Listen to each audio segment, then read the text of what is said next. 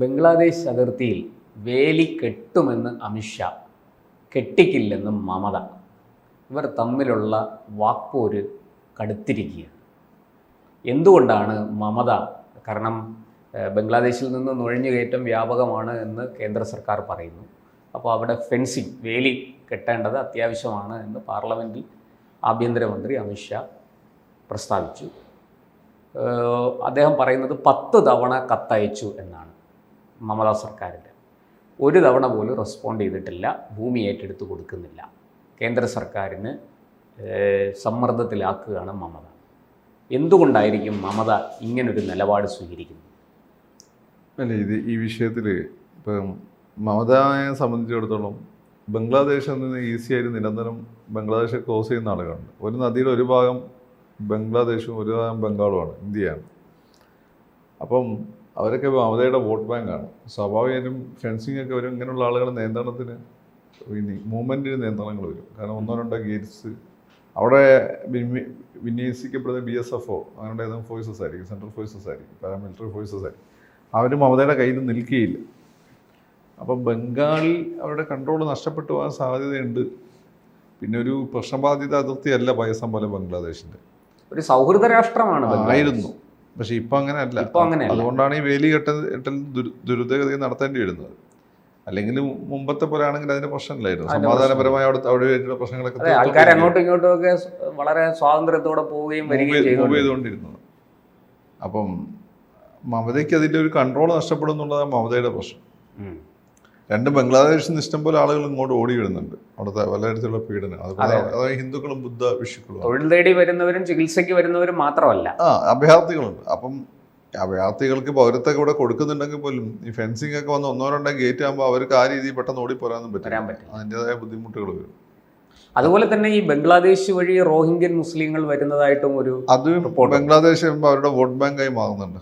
ബംഗ്ലാദേശ് പൗരത്വം കൊടുക്കും, അല്ലെങ്കിൽ ബംഗാൾ പൗരത്വം കൊടുക്കും. പൗരത്വം കൊടുത്തില്ലേ കള്ള പൗരത്വം ഉണ്ടാകും. എന്നിട്ട് അവർ വോട്ടേഴ്സ് ആക്കി മാറുന്നുണ്ട്. അപ്പോൾ രേഖകൾ അങ്ങനെ ഫോർജ് ചെയ്യപ്പെടുന്നുണ്ട്. അങ്ങനെ പലരും പിടിച്ചിട്ടുമുണ്ട്. അപ്പോൾ അതൊക്കെ മമതയെ സംബന്ധിച്ചിടത്തോളം മമതയ്ക്ക് ക്ഷീണമാവുന്നതാണ്.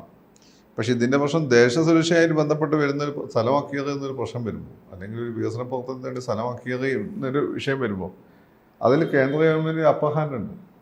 നമ്മുടെ സിസ്റ്റത്തിൽ റെസിജ്വൽ പവേഴ്സ് എന്ന് പറയുന്നുണ്ട്. Central powers, state power. Residual powers കേന്ദ്രത്തിൻ്റെ കയ്യിലാണ്. ഓക്കെ, ഈ നമ്മുടെ ഒരു ഫെഡറൽ സിസ്റ്റത്തിൽ കേന്ദ്രത്തിന് കൂടുതൽ അപ്പർ ഹാൻഡ് ഉള്ളതാണ്. യൂണിയൻ ഗവൺമെൻറ് അപ്പർ ഹാൻഡ് ഉണ്ട്. അത് പ്രയോഗിക്കാൻ പറ്റും. അതൊരു പരിധി കഴിഞ്ഞാൽ അത് പ്രയോഗിച്ചാൽ മമതയ്ക്ക് അത് ചെയ്യാൻ പറ്റും. അത് പിന്നെ ഈ പറയുന്ന ജനങ്ങളെ ഇളക്കി വിട്ട് പ്രക്ഷോഭമൊക്കെ ഉണ്ടായി കഴിഞ്ഞാൽ അവിടെ കോടതിക്ക് മമസൊന്നും ചെയ്യാൻ പറ്റാത്ത അവസ്ഥ വരും. നാഷണൽ സെക്യൂരിറ്റി വിഷയമാണ്. പിന്നെ കുറച്ച് കഴിയുമ്പോൾ അത് മമതയ്ക്ക് തന്നെ എതിരായിട്ട് മാറുകയും ചെയ്യും. ഇപ്പം കേന്ദ്ര ഗവൺമെൻറ് ചെയ്യാൻ പറ്റാത്തതുകൊണ്ടല്ല. തദ്ദേശീയരായ ബംഗാളികൾ ഒരു പരിധി കഴിയുമ്പം ഇതിനെതിരാവും. ഈ ഒരു നിരന്തരമായ ഒരു സമരം കേന്ദ്രമായിട്ടുണ്ടാകുമ്പോൾ അവരതിനെതിരാവും. കാരണം ആദ്യഘട്ടങ്ങളൊക്കെ സപ്പോർട്ട് ചെയ്യുമ്പോൾ പോലും പിന്നെ അവരുടെ അത് കാഷ്വാലിറ്റീസ് ഉണ്ടാകുമ്പോൾ അവരെതിരാവും. അപ്പോൾ ആ സമയത്ത് മമതയ്ക്കുള്ള സ്വാധീനം കൂടി നഷ്ടപ്പെടാനാണ് സാധ്യത.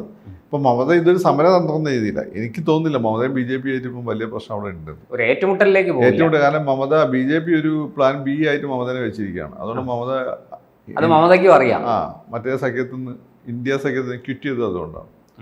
ആ പ്ലാൻ B എന്ന് വെച്ചാൽ ഇൻ കേസ് ഈ പറഞ്ഞ ബീഹാറിലോ തെലങ്കാനയിലോ എന്തെങ്കിലും പ്രശ്നം NDA സഖ്യത്തിന് അവർ പുറത്തു പോവുകയാണെങ്കിൽ, പവൻ കല്യാണിൻ്റെ പാർട്ടിയോ നിതീഷിൻ്റെ പാർട്ടിയോ പുറത്തു പോവുകയാണെങ്കിൽ നേരെ പ്ലാൻ B ആണ് മമത.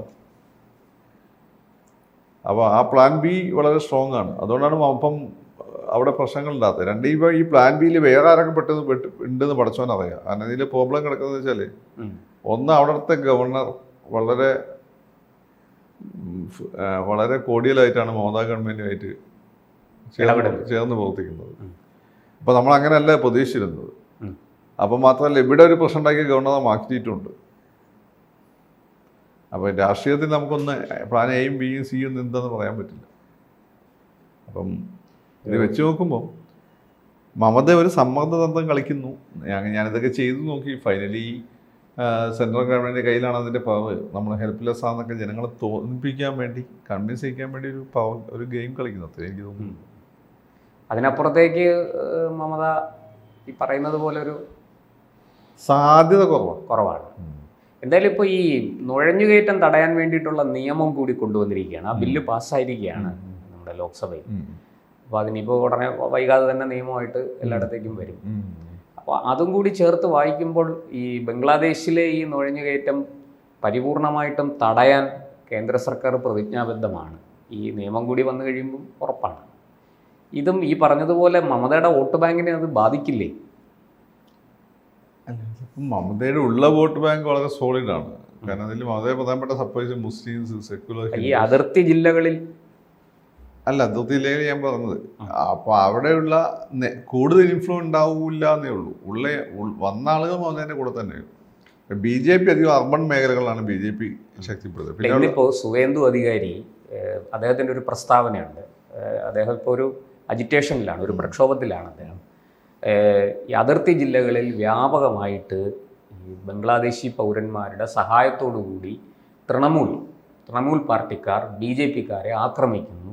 വലിയ തോതിൽ അവിടെയൊക്കെ എന്താ പറയുക, ഈ പറഞ്ഞ രാഷ്ട്രീയ സംഘർഷങ്ങൾ നടക്കുകയാണ് എന്ന് അദ്ദേഹം പറയുന്നു. അപ്പോൾ ആ ഒരു പശ്ചാത്തലത്തിൽ നമ്മൾ ഇതിനെ എങ്ങനെ വിലയിരുത്താനാണ്?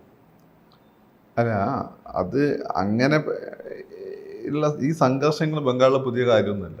ബംഗാളിൽ CPM ഭരിക്കുന്ന സമയത്ത് ബംഗാൾ സംഘർഷം ഭയങ്കര വയലൻസ് ഉള്ള ഒരു പ്രദേശമാണ്. കാരണം സ്വാതന്ത്ര്യ പൂർവ്വ കാലഘട്ടത്തിൽ ഈ വിഭജനത്തിന്റെ സമയത്ത് പഞ്ചാബിൽ നടന്നേക്കാണ്ട് വലിയ കലാപം നടന്ന സ്ഥലമാണ് ബംഗാൾ. പിന്നെ സാമ്പത്തിക പ്രതിസന്ധി രൂക്ഷമാണ്. ഒരു ഭാഗത്ത് ബംഗ്ലാദേശ് ഉണ്ടായിരുന്നു. എന്തെങ്കിലും പ്രശ്നം ഉണ്ടാക്കി നേരെ ബംഗ്ലാദേശിലേക്കോ മ്യാൻമാറിലേക്കോ ഓടി രക്ഷപ്പെടാൻ പറ്റും. പിന്നെ നോർത്ത് ഈസ്റ്റ് ഒരു പ്രോ ഇന്ത്യൻ അല്ല, നോർത്ത് ഇന്ത്യൻ്റെ ഭാഗമാണെങ്കിൽ പോലും ആന്റി ഇന്ത്യൻ സ്വഭാവമുള്ളൊരു ആന്റി ഇന്ത്യ ഐഡിയോളജികൾക്ക് സ്വാധീനമുള്ള ഒരു കാലത്ത് വളരെ ശക്തമായിരുന്നു. അത് ഇപ്പോഴും സാധാരണ ശക്തൊക്കെ തന്നെയാണ്. ഇപ്പം ഇന്ത്യൻ പട്ടാളത്തെയൊക്കെ പേടിച്ചിരുന്നത് മിണ്ടാതിരിക്കുന്നുള്ളൂ. ആ സാധാരണ ശക്തമാണ്. അവർക്ക് ഫൈനലി അവർക്ക് അവിടെ ഉള്ളിൽ ഒരു രാജ്യം ഉണ്ടാക്കണം എന്നുള്ളതാണ് അവരുടെ താല്പര്യം. അത് ആ മോദിയെ പേടിച്ചും സൈന്യത്തെ പേടിച്ചും ഒക്കെ ഇന്ത്യയുടെ സെന്റർ സ്ട്രോങ് ആകുമ്പോൾ തല കേന്ദ്ര സർക്കാർ തല താഴ്ത്തുമെന്ന് മാത്രമേ ഉള്ളൂ. അതിന്റെ ഭാഗമാണ് ഞങ്ങളിവിടെ ഉണ്ട് നോമ്പിക്കാനാണ് മണിപ്പൂരിൽ അവിടെ ഇങ്ങനെ കത്തിച്ചുകൊണ്ടിരിക്കുന്നത്. മണിപ്പൂരിൽ ഒരു വർഷം നിങ്ങൾ ഇവിടുത്തെ മാധ്യമങ്ങൾ റിപ്പോർട്ട് ചെയ്തിട്ടു. മണിപ്പൂരിന് വേറൊരു വർഷമുണ്ട്. അത് ഇതുമായി ബന്ധപ്പെട്ട് കിടക്കുന്നു. ഇതുമായിട്ട് ബന്ധപ്പെട്ട ഒരു ആന്റി ഇന്ത്യൻ ഐഡിയോളജിയുടെ അതിശക്തമായ സാധ്യത. അവിടെ ജോലി ചെയ്തിട്ടുള്ള നമ്മുടെ നാട്ടിലെ പട്ടാളക്കാരൊക്കെ തിരിച്ച് അവർ പറയും, അവിടെ ഇങ്ങനെ ആളുകൾ കഞ്ചാവ് വലിച്ചിരിക്കുക. കഞ്ചാവ് ഫ്രീ ആയി കിട്ടുന്ന സ്ഥലമാണ്. ഈ കഞ്ചാവാണ് ഈ പറയുന്ന ഡ്രഗ്. അതൊരു വലിയ പ്രദേശമാണ്. എന്ന് വെച്ചാൽ ഏതാണ്ട് ഈ മംഗോളിയ തൊട്ട് ഇങ്ങോട്ട് കിടക്കുന്ന തന്നെയാണ് പറഞ്ഞു കേൾക്കുന്നത്. മംഗോളിയൻ ഡ്രഗ് മാഫിയയുടെ വലിയ സ്വാധീനം നമ്മുടെ ലോകത്ത് അധികം കേൾക്കാത്തൊരു സംഭവമാണ്. ഇങ്ങനെയുള്ള ഒരുപാട് ചാനൽസ് ഉണ്ട്. ഇതെല്ലാം ഈ ബംഗാൾ രാഷ്ട്രീയത്തെയും സ്വാധീനിച്ചുകൊണ്ടിരിക്കുകയാണ്. പിന്നെ മ്യാൻമാറിലെ ഈ പറയുന്ന റോഹിംഗ്യകളുടെ അതിനുണ്ട്. അവിടെ തന്നെ മറ്റേ ഇതുണ്ട്, കാട്ടുകള്ളന്മാർ, ഫോറസ്റ്റ് മാഫിയ. അവിടെ തന്നെ മരങ്ങൾ, അവിടെ തേക്കോ അങ്ങനെയുള്ള കുറേ മരങ്ങളുണ്ട്. അതുമായിട്ട് ബന്ധപ്പെട്ടിരിക്കുന്ന മാഫിയുണ്ട്. ഇവരുടെ എല്ലാം തന്നെ ഒരു പ്രവർത്തന മേഖലയാണ് നോർത്ത് ഈസ്റ്റിനോട് ചേർന്ന് നിൽക്കുന്ന സ്ഥലമാണ് ബംഗാൾ. അപ്പൊ അതിന്റെയൊക്കെ ഒരു സ്വാധീനം അവിടെ വരുന്നുണ്ട്. അപ്പൊ അത് പരിധി കഴിയുമ്പോൾ മമതയ്ക്കും തലവേദനയാണ്. ശരിക്കും പറഞ്ഞാൽ കാശ്മീരിലുള്ളതിനേക്കാൾ വലിയ തലവേദനയാണ്. വൾനറബിൾ ആണ്. പക്ഷെ അവിടെ ഒരു ട്രൈജങ്ഷൻ അവിടെ ഇല്ല. ട്രൈജങ്ഷൻ ഉണ്ട് അവിടെ. മ്യാൻമാറും ഈ ബംഗ്ലാദേശും കൂടി ട്രൈജങ്ഷൻ ഉണ്ട്. പക്ഷെ ഇത്രമാത്രം ഒരു കൊടിയ സംഘർഷത്തിൻ്റെതായ ഒരു നിരന്തരമായ ഒരു ചരിത്രം 100 വർഷമായിട്ടില്ല. പക്ഷെ ഇടയ്ക്കിടയ്ക്ക് അവിടെ പൊട്ടിത്തെറികൾ ഉണ്ടായിട്ടുണ്ട്. ബംഗാൾ വിഭജനത്തിന്റെ സമയത്ത്, അത് കഴിഞ്ഞിട്ട് പാകിസ്ഥാൻ രൂപീകരണത്തിന്റെ സമയത്ത്, അത് കഴിഞ്ഞിട്ട് 71 ഒക്കെ അവിടെ ബംഗ്ലാദേശ് രൂപീകരണ സമയത്ത് എല്ലാം പൊട്ടിത്തെറികൾ ഉണ്ടായിട്ടുണ്ട്. എന്നാൽ അതിൻ്റെ അടുത്ത് ഇൻബിറ്റ്വീൻ 20 വർഷക്കാലം നീണ്ടു നിൽക്കുന്ന വളരെ നീണ്ട സമാധാനത്തിൻ്റെതായ ഒരു കാലഘട്ടം അവിടെ ഉണ്ടാവാം. 20-30 വർഷം നീണ്ടു നിൽക്കുന്നത്. പക്ഷെ കാശ്മീരിന്റെ വിഷയത്തിൽ എന്ന് വെച്ചാൽ പ്രോബ്ലം എന്ന് വെച്ചാൽ അത് നിരന്തരമായി പൊട്ടിത്തെറിക്കുന്ന പുകയുന്ന ഒരു സ്ഥലമാണ്. പക്ഷെ ഇവിടെ ഒരു പൊട്ടൻഷ്യൽ ത്രെട്ടുള്ള ഒരു സ്ഥലമാണ്. പക്ഷെ അത്രത്തോളം പൊട്ടൻഷ്യൽ ത്രെട്ടുമില്ല. അതാണ് അതിൻ്റെ ഒരു പ്രത്യേകത. എന്തായാലും ഈ പറഞ്ഞതുപോലെ ബംഗ്ലാദേശിലെ ഒരുപാട് സംഭവ വികാസങ്ങൾ ഈ പറഞ്ഞ ഇതിനെല്ലാം സ്വാധീനിക്കുന്നുണ്ട്. അതില്ലെന്ന് നമുക്ക് പറയാൻ കഴിയില്ല. പക്ഷെ ഈ പറഞ്ഞതുപോലെ മമത ഒരു അനുഭാവപൂർണമായ നിലപാട് സ്വീകരിച്ചാൽ ഈ പറയുന്ന പോലെ കേന്ദ്ര സർക്കാരിന് കാര്യങ്ങൾ എളുപ്പമാകും. മമത ഇപ്പോൾ അവന് ബിഗ് ബോസ് കളിച്ചുകൊണ്ടിരിക്കും, അഭിനയിച്ചുകൊണ്ടിരിക്കുകയാണ്. കാരണം അവര് പരമാവധി കേന്ദ്ര ഗവൺമെന്റിനെതിരെയുള്ള ഫീൽ ഉണ്ടാക്കി. എന്നാൽ അവസാനം കേന്ദ്ര ഗവൺമെന്റ് എല്ലാ മൈറ്റും എടുത്ത് നിയമപരമായിട്ടും പിന്നെ മിലിറ്ററി മൈറ്റും എല്ലാം കൂടി ഉപയോഗിക്കുമ്പോൾ എന്ന് പറഞ്ഞുകൊണ്ട് അവർക്ക് ജനങ്ങളെ കൺവിൻസ് ചെയ്യിക്കാൻ പറ്റും. അതിനുള്ളൊരു ഒരു പോളിസിയാണ് അവരെടുത്തിട്ടുള്ളത്. അപ്പോൾ ഈ വിരോധം അല്ലെങ്കിൽ കേന്ദ്ര സർക്കാരിനോടുള്ള എതിർപ്പ് ഒരു നാട്യമാണ്. എന്നാൽ ഇപ്പോഴത്തെ എതിർപ്പ് ഒരു നാട്യമാണ്. അത് ടൈപ്പ് ആയിട്ടുണ്ടെന്ന് എനിക്ക് തോന്നുന്നു. ബംഗാളിലേക്ക് ഇപ്പം ഫണ്ട് വരും. ബംഗാൾ ഇപ്പം BJPയുടെ തലവേദന അല്ല. അവിടെ തന്നെ BJPയോട് പറഞ്ഞിട്ടുണ്ടെന്ന് തോന്നുന്നത്. BJPക്കും അവിടെ ഒരു വ്യക്തമായ ഒരു സ്ഥാനമുണ്ട്. BJPക്ക് ഒരു സ്വാധീനമുണ്ട്. പക്ഷേ എന്തോ അധികാരി ഒരു ചെറിയ നേതാവല്ല. അല്ല, അവിടെ പറഞ്ഞത് ഇങ്ങനെ ആയിരിക്കും. ദീദിയും നമുക്ക് മക്കളൊന്നും ഇല്ലല്ലോ. ദീദിയുടെ ഒരു ആങ്ങളയുടെ മോനറ്റാണ് ഇപ്പോൾ രാഷ്ട്രീയം കൈകാര്യം ചെയ്തത്. ഇപ്പൊ ദീദിക്ക് ഈ പരമാവധി 10-20 വർഷം അത് ദീദി അമ്മാദിച്ചോട്ടെ. അതിനിടയ്ക്ക് കിട്ടുകയാണെങ്കിൽ കിട്ടിക്കണം. നമ്മൾ പ്രത്യേകിച്ച് ഒരു ശല്യം ഉണ്ടാക്കണമെന്ന് പറഞ്ഞിട്ടുണ്ട്, പ്രത്യേകിച്ച് ഇപ്പോഴത്തെ സാഹചര്യത്തിൽ. ഇത് തന്നെയാണ് ബീഹാറിലും പറഞ്ഞിരിക്കുന്നത്. നിതീഷിന്റെ മകൻ മക്കളാരും രാഷ്ട്രീയത്തിലൊന്നുമില്ല. അപ്പോൾ അതുകൊണ്ട് നിതീഷ് കഴിയുന്നതോടുകൂടിയാണ് BJP തന്നെയാണ്. അതുകൊണ്ട് വെറുതെ അധികം ശല്യം ചെയ്യേണ്ട. ബീഹാറിൽ അവർക്കൊരു പാഠമുണ്ട്. BJP ലോക്കൽ ലീഡർഷിപ്പ് നിതീഷിനൊക്കെ ചൊറിഞ്ഞപ്പോൾ BJPക്ക് അത് ക്ഷീണമായിട്ടുണ്ട്. അപ്പോൾ അതുകൊണ്ട് അങ്ങനെ വേണ്ട, പതുക്കെ മതി. RSSന്റെ പ്ലാന് 100, 200, 300 വർഷമാണല്ലോ. കത്തോലിക്ക സഭയുടെ പ്ലാന് 500, 600, 500, 1000 വർഷമാണല്ലോ. പ്ലാനുകളുടെ സ്വഭാവം വലിയൊരു ഘടകമാണ്. ഇപ്പോൾ കോൺഗ്രസിന് ഒക്കെ പ്ലാൻ വെച്ചാൽ കോൺഗ്രസിന്റെ പ്ലാന് 2 വർഷത്തേക്കാണ്. CPMന്റെ പ്ലാൻ 5 വർഷത്തേക്കാണ്. RSSന്റെ പ്ലാന് 100, 200, 300 വർഷത്തേക്കാണ്.